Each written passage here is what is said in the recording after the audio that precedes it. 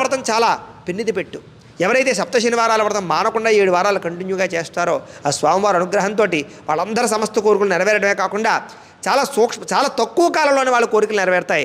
7 వారాలు పూర్తయ్యేసరికి ఆ కోరికలు నెరవేరుతాయి. అంత విశేషమైనటువంటి ఫలితం సప్త శనివారాల వ్రతం అయ్యా. అయితే ఈ సప్త శనివారాల వ్రతం పూర్తి చేసిన తర్వాత వెంకటేశ్వర స్వామి వారి యొక్క దర్శనం చేసుకోవడము, ఏదైనా ముడుపుంటే సమర్పించడము, తలనీలాలుంటే సమర్పించుకోవడము కూడా చాలా విశేషమయ్యా.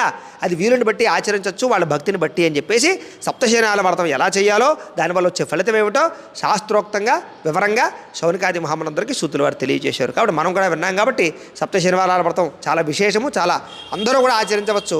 ఇది చిన్న పిల్లల దగ్గర నుంచి పండు ముసలాళ్ళ వరకు కూడా అన్ని రకాల వారు, అన్ని వర్ణాల వారు అందరూ ఆచరించవచ్చు అని చెప్పేసి శౌనకాది మహాములందరికీ కూడా సూతులు వారు తెలియజేశారు. కథాలోపమైన వ్రతాలోపం కాకూడదు. 2 నక్షత్రాలు అక్కడ వేసి 2 నక్షత్రం మీద వేసుకోండి. అయితే